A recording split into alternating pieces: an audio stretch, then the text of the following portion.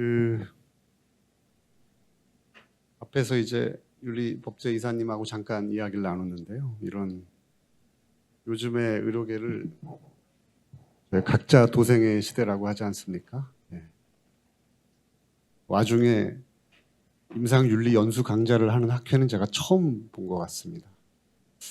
특별히 이 학회가 더 윤리적인 문제에 관심을 가지고 있는 것 같아서 되게 색다르다는 생각이 들었는데, 한편 생각해 보면 전공의들이 복귀를 하게 되고 여러 가지 다양한 새로운 밸런스를 찾아가야 될 텐데, 아마도 이런 특히 중환자실 내지는 환자 진료에서 윤리적 이슈가 엄청나게 앞으로 더 많이 문제가 되지 않을까 싶어서 저도 되게 관심 있게 앞으로 지켜봐야 될 거다라고 생각을 했고요. 그리고 사실 이 이제 아편 유사제에 대한 오늘은 이야기지만, 대한민국의 이제 마약의 문제가 되게 최근 5년 사이에 큰 이슈였죠. 이전 정부에서 특별히 더 신경을 썼던 부분을 꼭 정치적으로 해석을 하지 않는다 할지라도 실제 마약 문제가 일부의 일탈의 문제에서 보편적인 건강 문제로 완전히 전환이 되었다라고 생각을 하고요. 또 그 와중에 그 소위 이제 의료용 마약류 문제는 생각보다 되게 크게 기여하고 있다라고 생각을 합니다.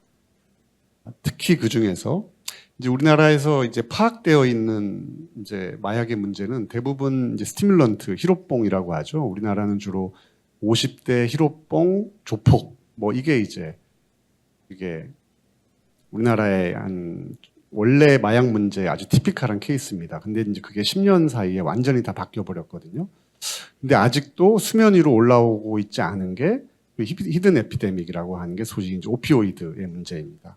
오피오이드 처방이 최근 10년, 15년 사이에 2배 이상 가까이 계속 증가하고 있고, 물론 이제 아직도 암 환자에서 오피오이드 진통제를 보다 적극적으로 사용하자라고 말씀하시는 분들도 많이 있고, 일면 그 측면이 맞는 부분도 있습니다. 그렇지만 이게 만성 통증 환자에 있어서 오피오이드에 대한 처방은 사실은 별로 레셔널이 없습니다. 그래서 그 부분에 대해서는 사실 변명의 여지가 없는데, 만성 통증 환자에서의 오피오이드 처방이 최근 10년, 15년 사이에 급격하게 늘고 있다라는 면은 윤리적 측면, 임상적 측면에서 분명히 좀 문제가 있어 보이는데, 이게 수면 위로 드러나지 않는 이유는, 근데 아마 수면 위로 이것이 그 문제랑 관련이 있다라고 우리가 잘 모르면서 지나가는 문제들이 T코드, 독성 코드로 응급실을 방문하는 환자들 중에서 이제 오피오이드로 인한 T코드 환자가 작년, 재작년, 2, 3년 사이에 엄청나게 많이 늘어나고 있고,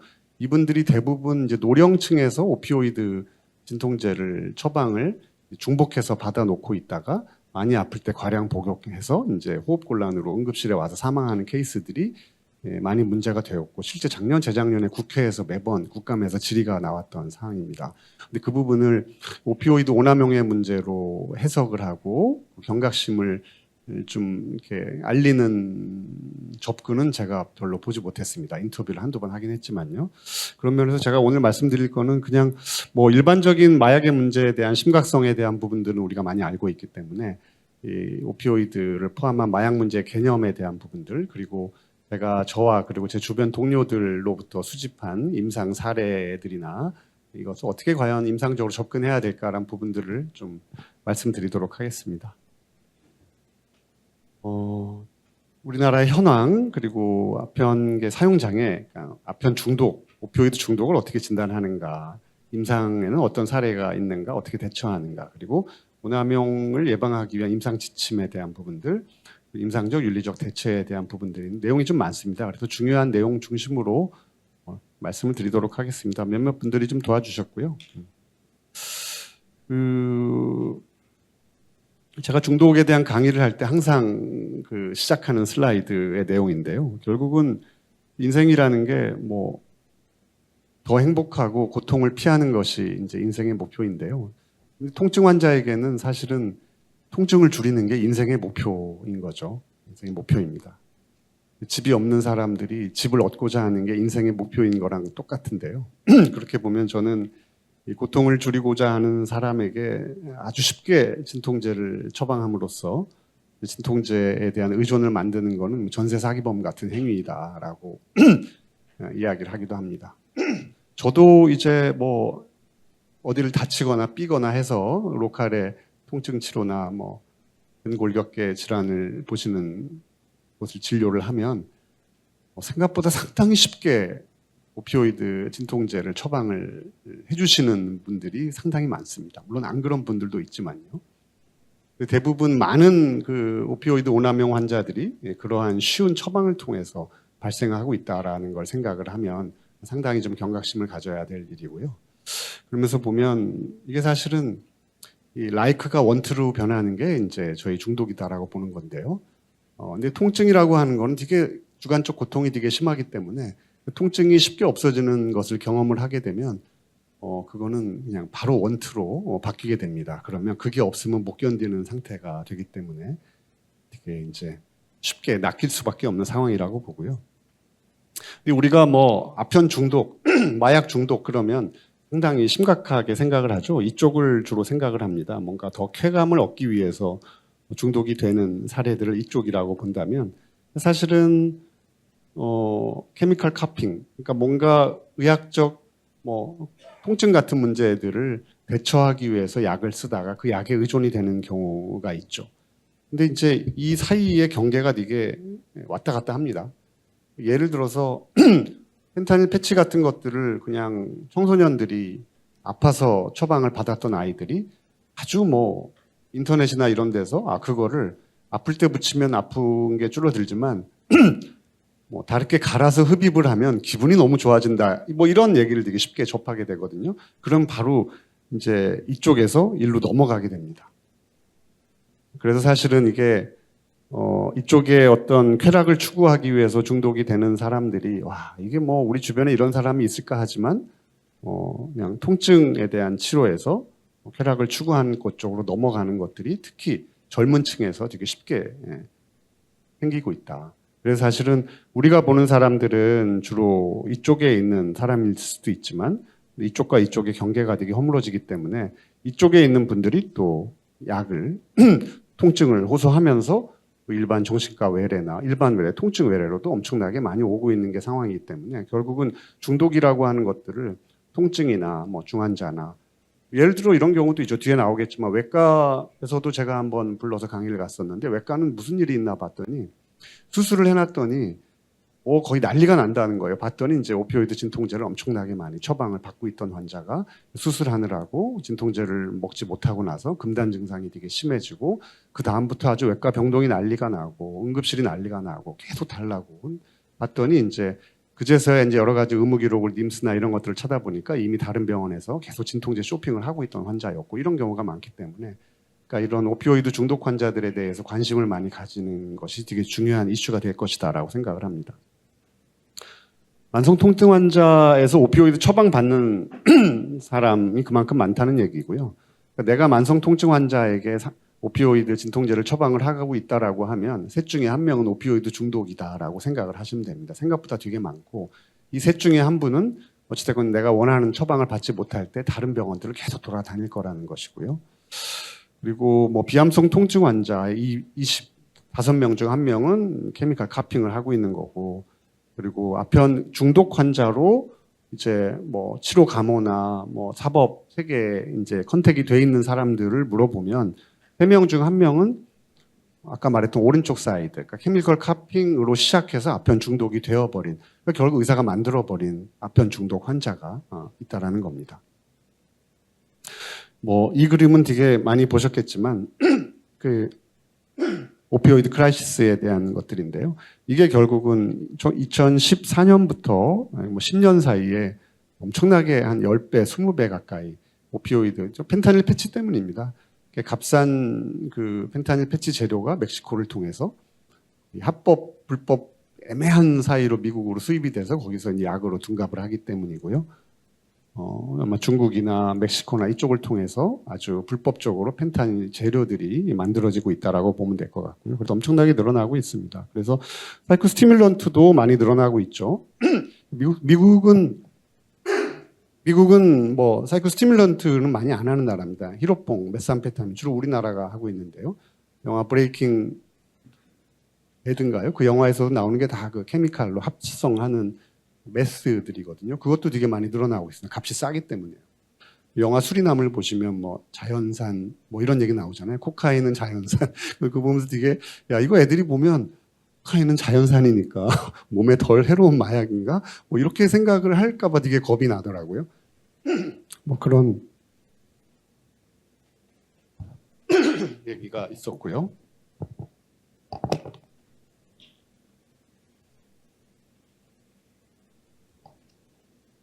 그리고 근데 이제 이게 오피오이드 위기가 펜타닐 패치는 사실은 이제 사람이 만든 재난이라고 생각을 하는데요. 이게 뭐 아시는 분은 아시겠지만 역사가 되게 반복되는 겁니다. 미세스 윈슬로우 수징 시럽이라고 아마 아시는 분은 아시겠지만 한번 챗GPT 한번 찾아보시면 재밌는 그 광고 사진 같은 것도 있는데요. 아마 1800년대 후반 중반인가 아마 개발된 몰핀 시럽입니다. 몰핀하고 알코올하고 허브로 만든 액상 시럽이고요. 산업혁명 시대 이후 그리고 이제 산업화 시기에 엄마 아빠가 맞벌이를 다 해야 되니까 애들이 집에서 보채잖아요. 그래서 이 시럽을 애들한테 먹이면 엄마 아빠가 일하러 나가 있는 대여섯 시간 동안 애가 쿨콜콜 잘 잔답니다. 근데 자다가 애들이 죽는 거예요. 몰핀 중독으로 죽습니다. 그래서 결국은 1930년이 되어서야 한 50만 명의 아이가 죽었다는 뭐 그런 소리도 있습니다. 그래서 애들이 이렇게 죽고 나서야 이제 1930년에 이제 미국도 사실은 1900년대 초반까지 제대로 된 의료 시스템이 없었기 때문에 1930년에 미국 의학협회, 의사협회에서 이제 강력하게 문제 제기를 해서 이 약이 이제 금지가 됐다고 하고요. 1960년대 메사돈 파동도 사실은 유명한 사건이죠. 이건 이제 그 당시 보사부 국장도 연루가 돼서 몇 명 잘리고 했다는 뭐 뉴스도 있었습니다. 이것 때문에도 사람들이 많이 죽었다고 하고요. 그래서 사실 이 메사돈 파동 때문에, 그러니까 메사돈은 사실은 그 덜 중독성이 있는 이제 오피오이드인데 헤로인인데 이거를 이제 지금은 사실은 해외에서는 메사돈 메인테넌스 테라피라고 해가지고 이제 대체 치료용으로 가장 많이 쓰는 약물인데 우리나라는 이것 때문에 아직도 이 약을 못 쓰게 되어 있어요. 말이 안 되는 이야기이긴 한데요.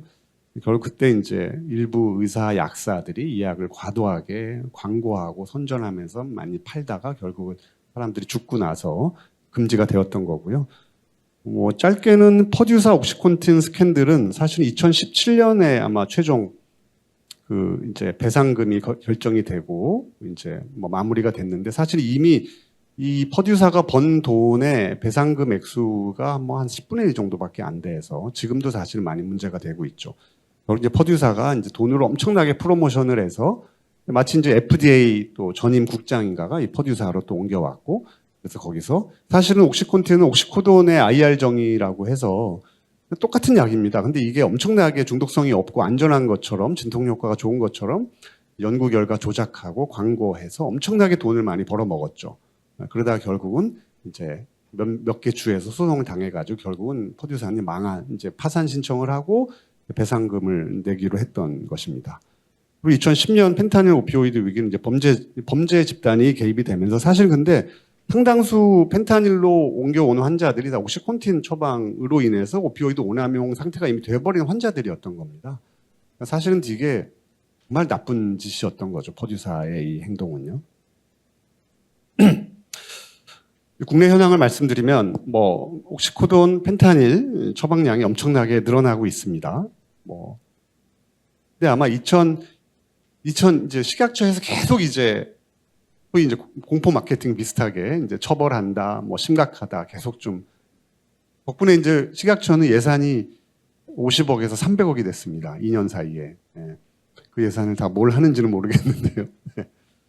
근데 그 덕분에 이제 펜타닐 처방은 많이 줄었습니다. 요즘에 좀 줄고 있습니다. 지난 1, 2년 사이 줄고 있긴 한데 2020년까지는 엄청나게 이미 많이 늘어 있어서 이게 일시적으로 준 거 아닌가 생각이 들고요.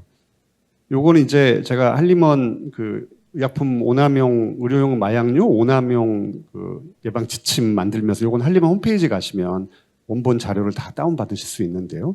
서울대 분당 서울대병원 이평복 교수님 팀하고 같이 의뢰를 해서 분석했던 내용들인데 이제 아편계 진통제에 조작적 정의가 있습니다. 이렇게 하면 요거는 이제 오남용일 가능성이 많은 집단이다라고 하는 지표 중에 뭐 몰핀 이퀴벌런트 도수로 90 이상, 뭐 그다음에 약이 10일 이상 남았는데 얼리 리필, 얼리 비짓하는 경우라든지 뭐 3개 이상을 사용한 거라든지 2개 이상 의료기관을 사용한다는 것 해서 이제 조작적으로 정의를 해가지고 건강보험공단 데이터를 가지고 이제 분석한 것들인데요. 보면 뭐 2개 이상 의료기관도 50% 이상 됐고, 뭐 얼리 리필한 경우에도 2배 가까이 늘었고, 그래서 이런 3가지 정도 조작적 정의를 했을 때 2011년부터 2019년 10년 사이에 56.8%가 증가되었다. 그러니까 이분들 중에 많이 먹고 인톡시케이션 돼가지고 응급실로 방문하고 중환자실로 올라가고 이런 케이스들이 실제 상당히 많이 발생하고 있다라고 이해하시면 됩니다.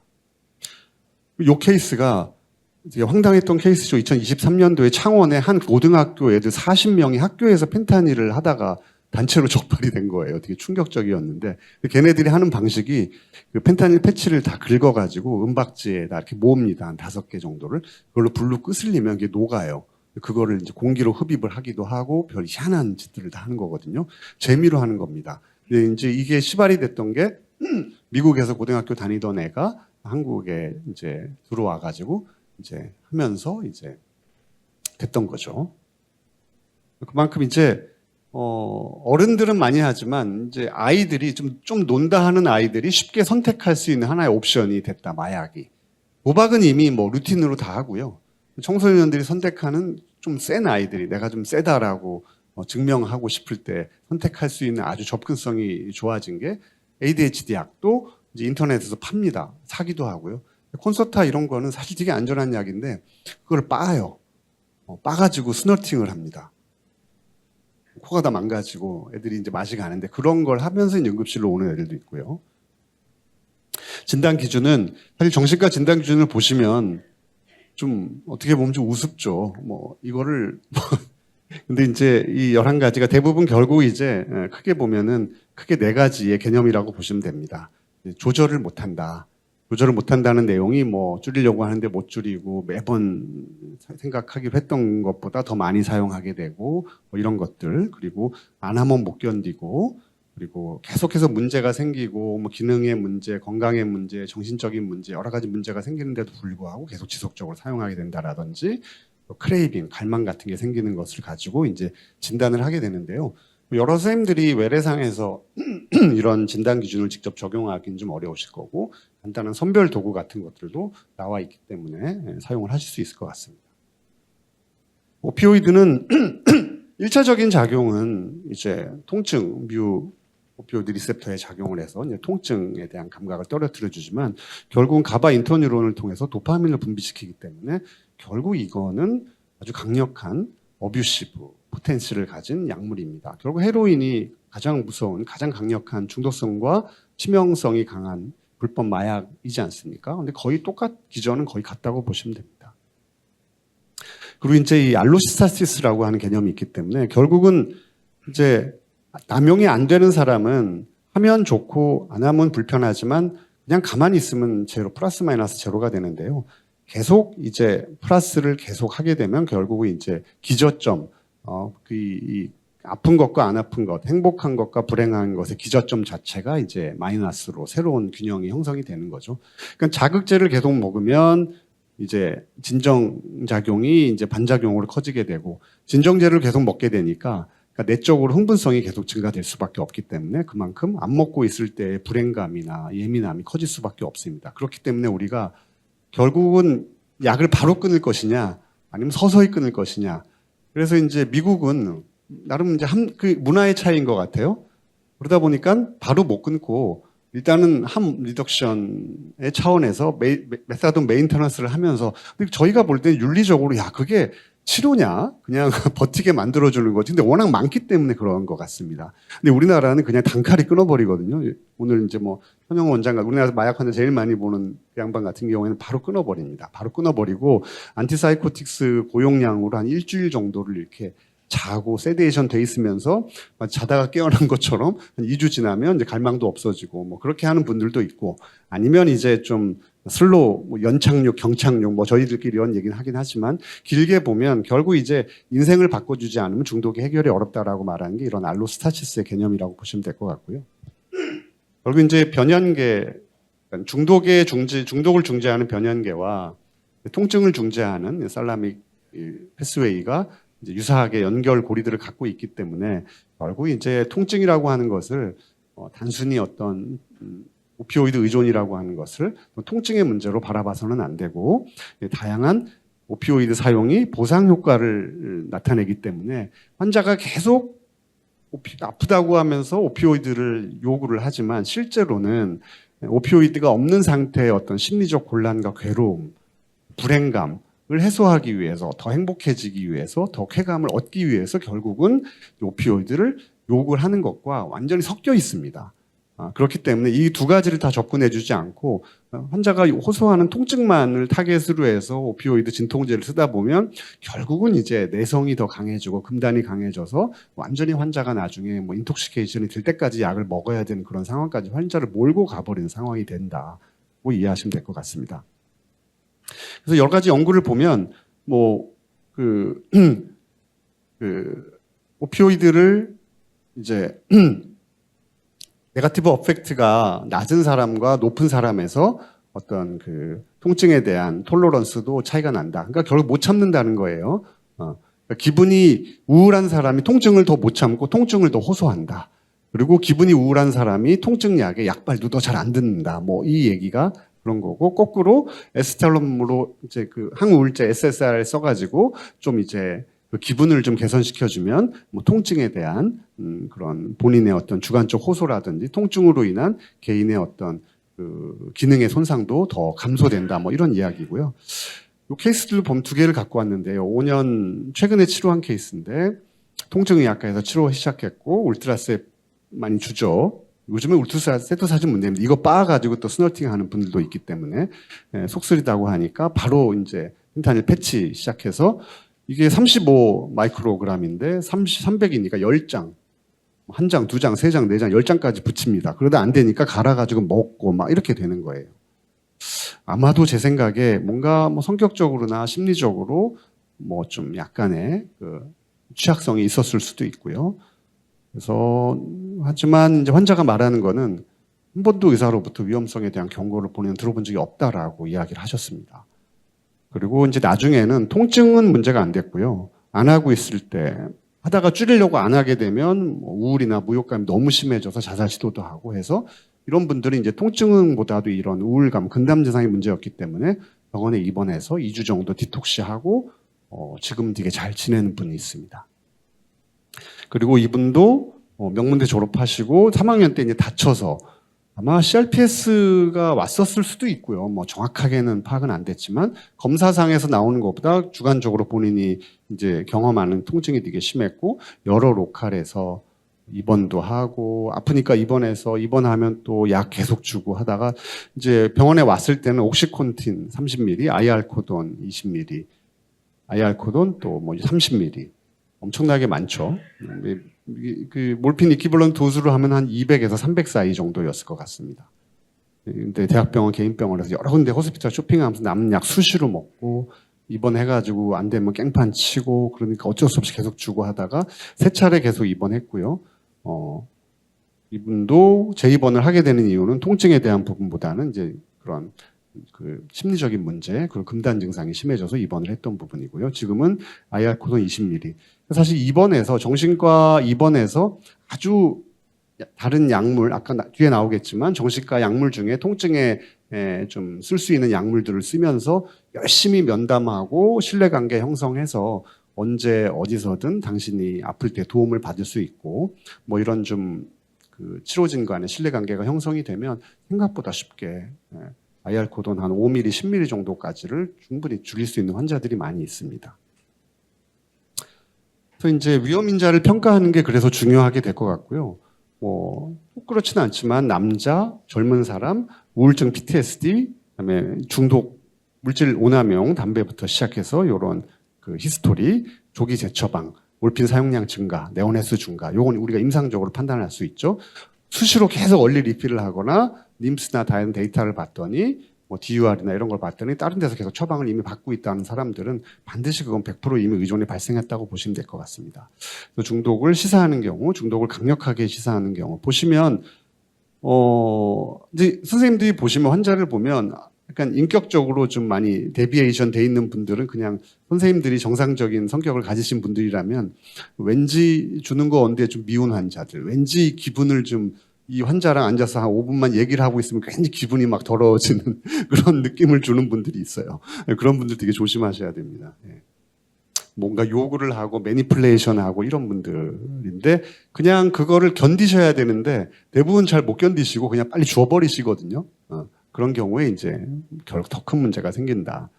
그래서 뭐 오피오이드 2 리스크인데 이건 간단합니다. 그냥 패밀리 히스토리, सब스턴스 어뷰즈하고에 대한 본인의 히스토리, 가족의 히스토리, 그리고 다른 정신과적 질환이 있는 경우는 가능한 정신과 협진을 꼭 같이 보시는 게 좋을 것 같고, 뭐 요 되게 아주 스트릭트한 툴이었는데 보니까 한 7%, 1% 되는 논문을 쓰신 것도 있고, 또 오남용 발생 사례는 이제 마지막 파트가 될 것 같은데요.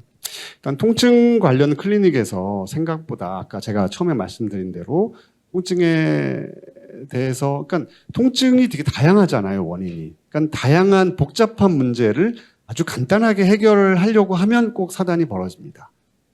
근데 이제 복잡한 문제이라, 근데 이제 주로 서전 분들은 이렇게 복잡한 거 좀 싫어하시잖아요. 그러다 보니까 뭐 이럴 수도 있고 저럴 수도 있고 막 이렇게 설명을 하기보다는 그냥 센 거 한 방 딱 줘서 빨리 해결을 하려고 하는 그런 유혹에 빠지실 수도 있을 수밖에 없는 부분들이 있는데, 이런 역치가 너무 낮은 게 좀 문제인 것 같고, 일반 병원들에서는 당직이, 그러니까 GP 당직이나 뭐 이 병원하고 관계없는 당직만 쓰는 분들이 밤에 당직을 쓸 때 그때 주로 그런 병원들을 찾아다니는 환자들이 있거든요.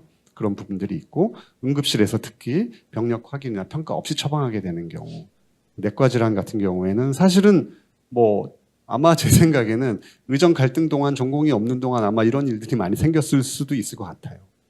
당직 부분, 이제 교수님들이 온콜 당직을 쓰다가 간호사분들이 이제 뭐 메투질 환자 아프다고 난리쳐요. 그럼 빨리 한 방 줘. 뭐 이런 일들이 많이 생길 수밖에 없잖아요. 전공의 선생님들이 오면 아마 더 그렇게 될지, 아니면 가서 환자를 보고 면담을 하고 얼마나 설명을 잘 할지는 모르겠지만, 또 환자들이 잘 알죠. 어떤 간호사가 당직 쓸 때 이제 약을 잘 주더라. 이런 게 다 환자들끼리 다 이미 알고 뭐 이런 부분들도 있습니다.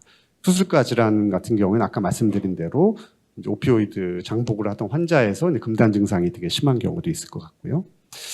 그래서 일단 님스를 잘 활용하는 거, 그다음에 다니엘 프리스크라이버의 원칙, 그리고 진단적 치료적 일관성을 유지하는 거, 하여튼 설명하는 게 좀 중요합니다.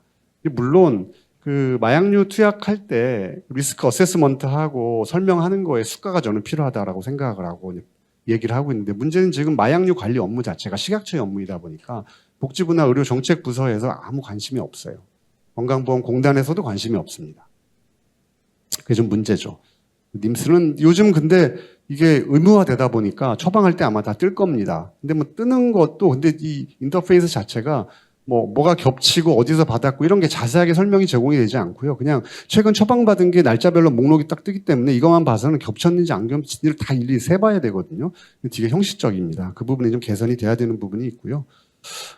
PRN 처방을 제한하는 것, 의료진 교육하는 것들이 되게 필요하다라고 생각합니다. 그리고 투치약 시간 관리, 야간이나 교수 부재 시에 요구가 증가되는 부분도 중요하고, 대체 진통제, 뭐 엔세이드나 정신과 약제들, 가바펜틴, 항우울제 이런 것들도 대체적으로 잘 사용하는 것들이 좋고, 급성기 이후에 주사제 사용을 줄이고 경구제나 뭐 IR, 롱액팅 제제로 바꾸는 게 좋을 것 같습니다. 정신과 약물을 잘 쓰시는 게 좋은데요. 사만계 항우울제나 뭐 SNRI 아마 많이들 쓰시고 있을 것 같긴 한데요. 둘록세틴 같은 약들은 되게 잘 쓰시면 되게 효과적입니다. 그리고 치료의 방향은 뭐 한번 읽어보시면 좋을 것 같고요. 제가 마지막으로 이 부분만 말씀을 드리면 될 것 같은데, 결국은 결국 이제 약으로 치료하는 것이 아니라 통증이라고 하는 것이 환자 치료진 사이의 전반적인 이제 관계를 통해서 치료하는 부분이다라는 거예요. 결국은 언제든 내가 뭔가 불편할 때 그 의료진을 만나서 설명을 듣고 도움을 받을 수 있다라고 하는 확신이나 신뢰관계를 주는 것들이 좋고요. 물론 이제 이미 의존이 된 사람들에 있어서 매번 이렇게 하는 것들이 쉽지는 않을 수 있습니다만 적어도 초기 단계에서는 정확하게 정기적으로 이 시간에 내가 의사를 만나서 치료진을 만나서 통증에 대해서 케어를 받을 수 있고 그런 신뢰관계를 형성이 되는 것들이 되게 도움이 되는 거고요. 그리고 통증 자체를 넘어서 환자 고통 전반에 대한 관심을 가지게 하는 것들, 그리고 결국은 통증을 줄이는 것보다는 통증을 대체할 수 있는 다른 플러스를 좀 늘려주는 것들이 필요하다라는 것입니다. 그리고 환자의 통증뿐만이 아니라 환자가 가지고 있는 개인적인 선호라든지 가치라든지 이 사람이 원래 가지고 있던 가치관들, 원래 좋아하던 것들, 이런 것들에 관심을 가지고 환자가 통증에 대체할 수 있는 진통제 이외에 다른 여러 가지 옵션들을 환자가 좀 가질 수 있도록 관계를 가져나가는 것들이 좀 필요하다라고 생각을 합니다. 예. 이상 제가 준비해온 여기까지 마치도록 하겠습니다. 감사합니다.